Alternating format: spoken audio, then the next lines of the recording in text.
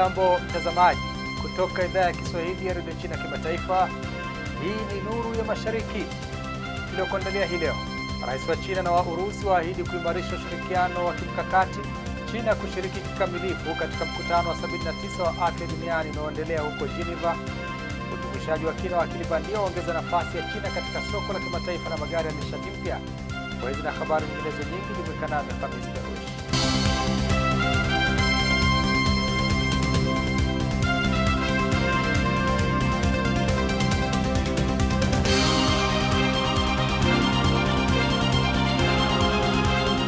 China na Urusi zimeahidi kuimarisha zaidi ushirikiano wao wa kimkakati baada ya Rais Xi Jinping na Rais Vladimir Putin kukubaliana kuongeza muda wa mkataba wa ujirani mwema na ushirikiano wa kirafiki. Katika mazungumzo yaliyofanyika Beijing, viongozi hao walisisitiza umuhimu wa ushirikiano wa kisiasa, kiuchumi na kimataifa wakati dunia inakabiliwa na mabadiliko makubwa. Ronald Mutie anaripoti. Hii ni ziara ya 25 ya Rais Vladimir Putin wa Urusi hapa nchini China. Mwenyeji wake, Rais wa China Xi Jinping, alifanya hafla ya kumkaribisha Rais Putin Jumatano asubuhi nje ya ukumbi wa mikutano ya umma wa Beijing.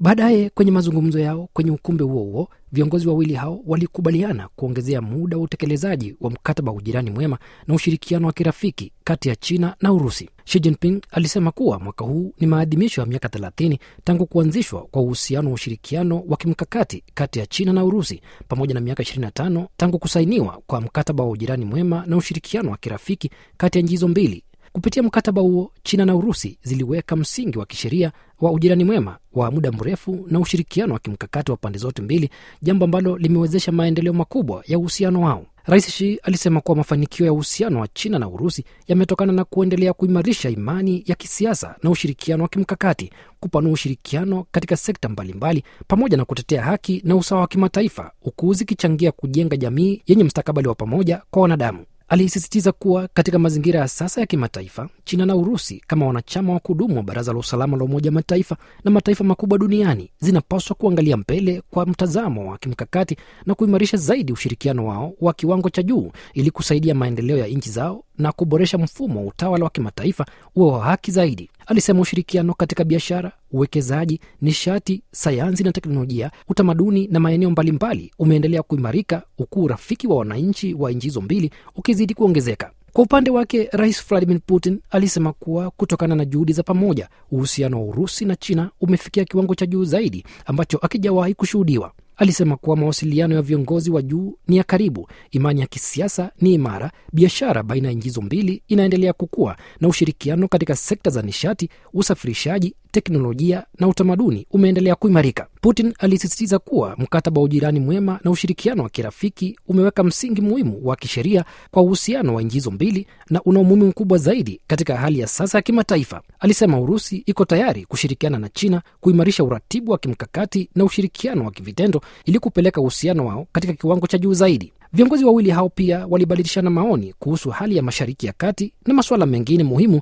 ya kimataifa na kikanda. China itashiriki kikamilifu katika mkutano wa 79 wa afya duniani WHO na kuandaa matukio matatu sambamba wakati mkutano huo wa kila mwaka unaoendelea mjini Geneva, Uswizi. Tomanjala na habari kamili. Mkutano huo ulioanza tarehe 18 na utaendelea hadi tarehe 23 mwezi huu wa Mei unajadili zaidi ya ajenda 60 zinazohusu masuala mbalimbali ya afya. Miongoni mwa mada zinazojadiliwa ni magonjwa yasiyo ya kuambukiza, afya ya akili, huduma ya afya kwa wote, pamoja na maandalizi na mwitikio wa dharura za afya ya umma. Aidha, kutakuwa na mijadala kuhusu masuala ya kiutawala kama ufadhili na utekelezaji wa bajeti ya mpango wa shirika la afya duniani WHO ya mwaka huu hadi mwaka ujao, ukaguzi wa matumizi ya fedha na rasilimali watu. Ujumbe wa China unaoongozwa na mkuu wa tume ya taifa ya afya ya China, Lei Haichao, uliwaeleza wanahabari kuhusu ushiriki wa nchi hiyo katika mkutano huo. Lei Haichao anatarajiwa kutoa hotuba wakati wa mjadala mkuu wa mkutano. Mbali na kushiriki kikamilifu katika mashauriano ya kiufundi, ujumbe wa China utaandaa matukio matatu maalum yatakayojikita katika matumizi ya teknolojia za kidijitali na AI ili kujenga mfumo wa afya wenye usawa na unaofikika kwa urahisi zaidi. Matukio hayo pia yataangazia matumizi ya mfumo wa afya moja katika kulinda usalama wa afya ya umma duniani pamoja na kuhamasisha njia rahisi na zenye ufanisi za kudhibiti mbu ili kutokomeza magonjwa yanayoenezwa na mbu. Kwa mujibu wa taarifa hiyo, China pia itashiriki katika vikao vya nchi wanachama wa WHO, mijadala ya mezani, matukio yaliyoandaliwa na mataifa mengine pamoja na mashauriano kuhusu maazimio mbalimbali. Aidha, ujumbe huo utafanya mazungumzo ya kikazi na maafisa wakuu wa sekretarieti ya WHO, idara za kiufundi na ujumbe kutoka mataifa mengine. Mkutano wa afya duniani ndio chombo kikuu cha kufanya maamuzi ndani ya WHO. Hukutanisha wajumbe kutoka nchi zote 194 ambazo ni wanachama wa WHO pamoja na wadau wengine wa afya duniani ili kujadili changamoto za afya ya kimataifa. China imeahidi kufikia kilele cha uzalishaji wa hewa ya kaboni ifikapo mwaka 2030 na kufanikisha kutokuwa na uzalishaji wa kaboni ifikapo mwaka 2060. Pia imejitolea kupunguza uzalishaji wa jumla wa gesi chafuzi kwa 7 hadi 10 kutoka viwango vya kilele ifikapo mwaka 2035.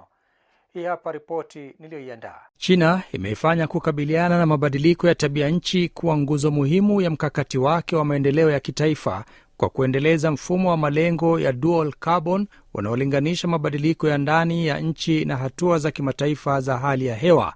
Kulingana na malengo hayo, nchi inalenga kufikia kilele cha uzalishaji wa kaboni dioksidi kabla ya mwaka 2030 na kufanikisha kutokuwa na kaboni kabla ya mwaka 2060. Katika kipindi kitakachofuata baada ya kufikia kilele cha uzalishaji, China pia imeweka lengo la muda wa kati la kupunguza uzalishaji wa jumla wa gesi chafuzi kwa 7 hadi 10 kutoka viwango vya kilele ifikapo mwaka 2035. Wakati huo, nchi imeendelea kusisitiza umuhimu wa ushirikiano wa kimataifa katika utawala wa hali ya hewa duniani, ikiunga mkono kwa dhati mifumo ya kimataifa iliyoanzishwa na mkataba wa Umoja wa Mataifa kuhusu mabadiliko ya tabia nchi UNFCCC na kutoa wito wa juhudi za pamoja za kimataifa kukabiliana na changamoto za hali ya hewa. Aidha, China imekuwa na mchango mkubwa katika kuendeleza mazungumzo ya kimataifa kuhusu hali ya hewa na imetoa mchango muhimu katika kupitishwa na utekelezaji wa mkataba wa Paris ambao ni msingi muhimu wa ushirikiano wa kimataifa kuhusu hali ya hewa. Katika kuunga mkono nchi zinazoendelea, China imeongeza msaada wa kifedha kwa miradi inayohusiana na hali ya hewa. Imetoa yuan bilioni 177, takriban dola za Marekani bilioni 26 kwa ufadhili wa miradi ili kusaidia mataifa yanayoendelea kuimarisha uwezo wao kukabiliana na mabadiliko ya tabia nchi na kufanikisha maendeleo endelevu. China inaendelea kuimarisha nafasi yake katika soko la kimataifa la magari ya umeme kwa kutumia kwa kina teknolojia ya akili bandia katika ubunifu na uzalishaji wa magari hayo. Ushirikiano kati ya maendeleo ya magari ya umeme na teknolojia ya AI umeongeza kasi ya mauzo ya magari ya China nje ya nchi. Nguvu hiyo ya kiteknolojia imechochea ukuaji mkubwa wa mauzo ya magari hayo nje ya nchi. Takwimu za forodha zinaonyesha kuwa thamani ya mauzo ya magari ya umeme nje ya China iliongezeka kwa 68.1 katika miezi minne ya kwanza ya mwaka huu ikilinganishwa na kipindi kama hicho mwaka uliopita. Katika bandari ya kimataifa ya magari ya Shanghai Haitong, ambayo ni bandari kubwa zaidi duniani ya usafirishaji wa magari kwa njia ya meli za roll on roll off, zaidi ya magari milioni 1.45 yaliuzwa nje mwaka jana pekee.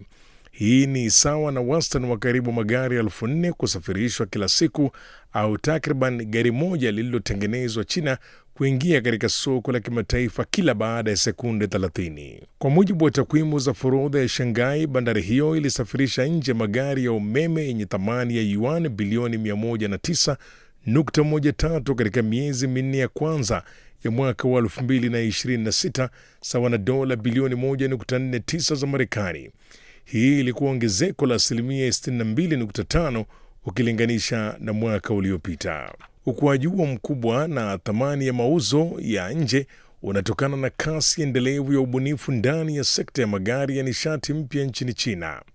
Katika kituo cha ubunifu cha kampuni ya SAIC Group mjini Shanghai, gari la kwanza duniani lililoundwa kwa msingi wa AI limezinduliwa rasmi likionyesha mafanikio mapya ya China katika usanifu wa magari yenye akili. The AI for us is very important to not just add it on afterwards in the car, but is as well a possibility to adopt it already from the beginning. You know, that car will be able to not only understand you, but as well to be able to go deeper to your habits and to be recognizing the personality and recognizing maybe even your mood in the moment and adopting this and adjusting that you can enjoy. Mwaka wa 2024 Kaban alijiunga rasmi na kampuni ya magari ya China baada ya kufanya kazi katika kampuni kubwa duniani kama Skoda, BMW, Rolls-Royce na Volkswagen akiwa mkurugenzi wa ubunifu. Kwa mtazamo wake, sekta ya kimataifa ya ubunifu wa magari inapitia mageuzi makubwa huku kitovu cha mabadiliko hayo kikihamia kwa kasi nchini China. Mfumo wa kisasa wa usafiri nchini China unaendelea kuwavutia watalii wa kimataifa, huku reli za mwendokasi, treni za kisasa na huduma bora za usafiri zikifanya safari kuwa rahisi na za haraka katika maeneo mbalimbali ya nchi hiyo. Simi Wanjala anakamilisha taarifa hiyo. Mkoa wa Hainan uliopo kusini mwa China umeendelea kupokea idadi kubwa ya watalii wa kimataifa pamoja na ongezeko la safari za ndege kutoka mataifa mbalimbali tangu kuanza kwa mfumo mpya wa forodha wa kisiwa hicho mwezi Desemba mwaka jana. Moja ya vivutio vikubwa kwa watalii hao ni reli ya mwendokasi inayozunguka kisiwa cha Hainan. Mara nyingi treni moja hubeba kati ya watalii 100 hadi 200 wa kigeni wanaotembelea maeneo mbalimbali ya kisiwa hiki. Mtalii mmoja kutoka Urusi amesema kuwa safari ya treni hiyo ni ya starehe na ya haraka, huku huduma za chakula, vinywaji na vitafunwa vikipatikana ndani ya treni. Mamlaka za reli mkoani Hainan pia zimeboresha huduma kwa watalii wa kigeni kwa kushirikiana na kampuni za utalii kurahisisha upatikanaji wa tiketi pamoja na kutoa huduma za tafsiri katika lugha mbalimbali. Katika eneo la delta ya mto Yangtze mashariki mwa China, baadhi ya wageni wa kigeni wameeleza kuwa kusafiri kwa treni za mwendo kasi ni rahisi zaidi kuliko kutumia ndege. Mwanafunzi mmoja kutoka Urusi anayesoma katika mji wa Hanzhou mkoani Zhejiang amesema hupendelea kutumia treni za mwendo kasi na usafiri wa chini ya ardhi kutembelea miji mingine kutokana na usafi, utulivu, gharama nafuu na kasi ya usafiri huo. Naye Claude, raia wa Ufaransa anaishi katika mji wa Jinan mkoani Shandong, amesema mifumo mipya ya treni za chini ya ardhi nchini China imejengwa kwa ubunifu mkubwa unaozingatia mahitaji ya abiria. Kwa mujibu wa Claude, usafiri wa vituo vya treni na mabehewa pamoja na taarifa zinazotolewa kuhusu vituo vinavyofuata ni mambo yanayorahisisha safari kwa abiria wa mataifa mbalimbali. China imefungua rasmi barabara ya mwendokasi ya Urumqi Yuli inayopita katika milima ya Tianshan mkoani Xinjiang, mradi unaotajwa kuwa mfano wa maendeleo ya miundombinu yanayozingatia uhifadhi wa mazingira. Barabara hiyo imepunguza kwa kiasi kikubwa muda wa safari kati ya kaskazini na kusini mwa Xinjiang na inatarajiwa kuongeza ushirikiano wa kiuchumi pamoja na mawasiliano katika eneo hilo, kama anavyotufahamisha Zakia Pong kwenye sehemu yetu ya Fahamu China.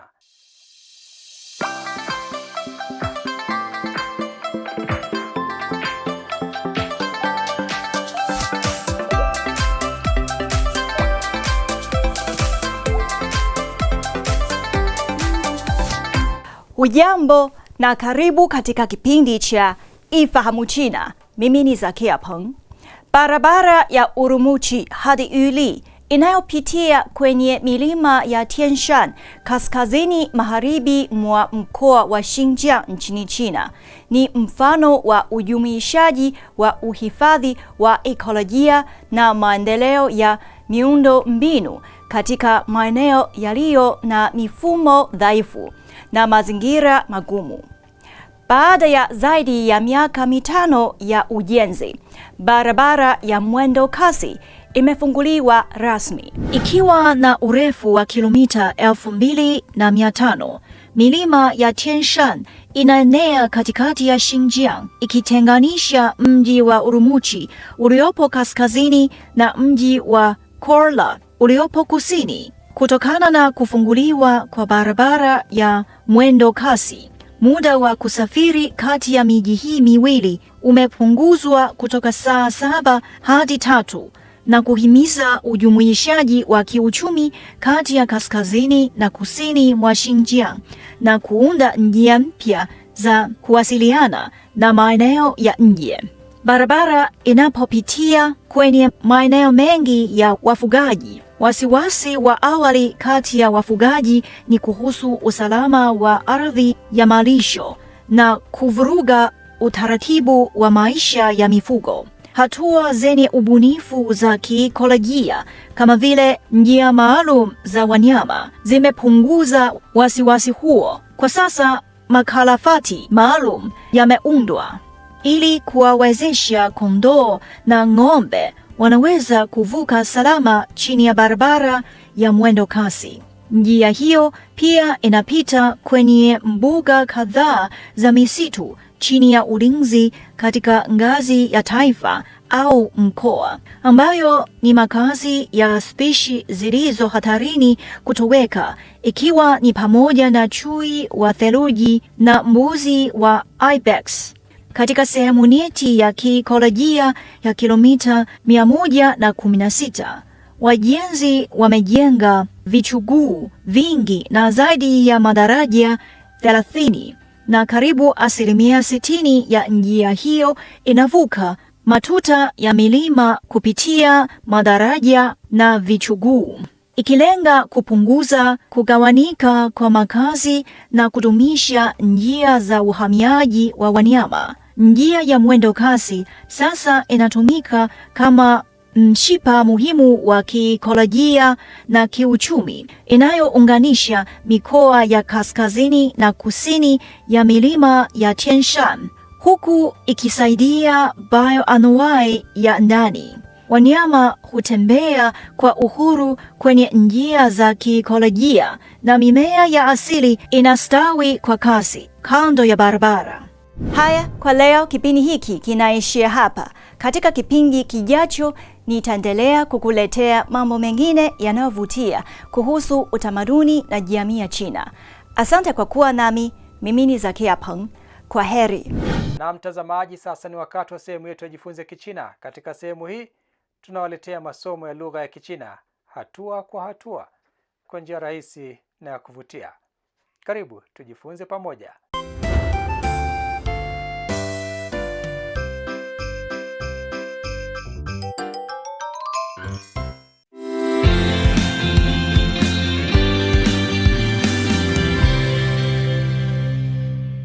第8课，我去商店。 Mambo, karibu katika darasa la Kichina la YCT. Somo la YCT ni mfumo wa mafunzo ya lugha ya Kichina unaoongoza watoto kujifunza Kichina kwa ufanisi na kuinua kiwango chao cha uelewa wa lugha ya Kichina kwa pande zote. Leo tutajifunza jinsi ya kuandika herufi za Kichina. Tafadhali andaa karatasi na kalamu yako. Kujifunza herufi za Kichina. Tafadhali chagua herufi sahihi za Kichina kulingana na pinyin, kisha fuatana na mwalimu kuandika. Zai. Niambie, ipi ni sahihi? 第一个 Hebu tuone kosa liko wapi katika herufi ya pili. Sasa hebu tuone jinsi ya kuandika herufi hii ya Kichina kwa usahihi. Tafadhali andika pamoja nami.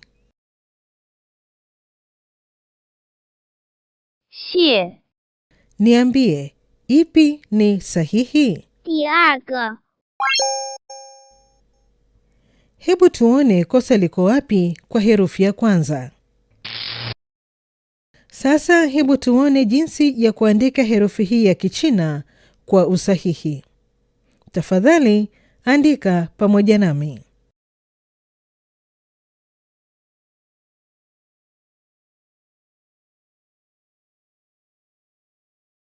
去 Niambie, ipi ni sahihi? 第二个 Hebu tuone kosa liko wapi kwa herufi ya kwanza.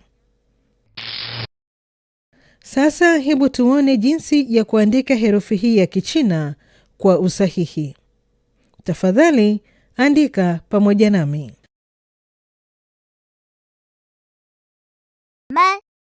Niambie, ipi ni sahihi? 第一个 Hebu tuone kosa liko wapi katika herufi ya pili.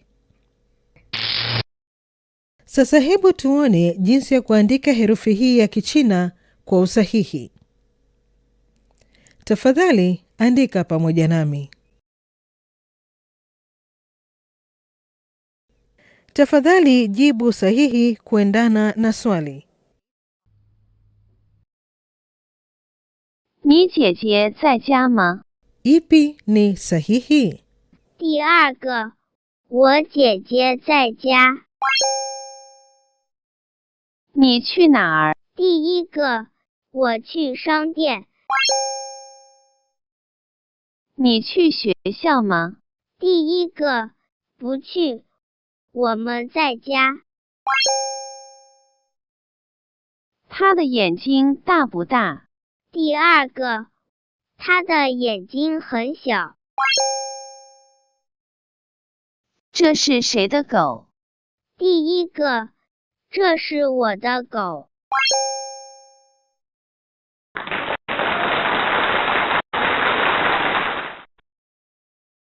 Kazi ya kufanya nyumbani ya leo ni kuandika herufi za Kichina.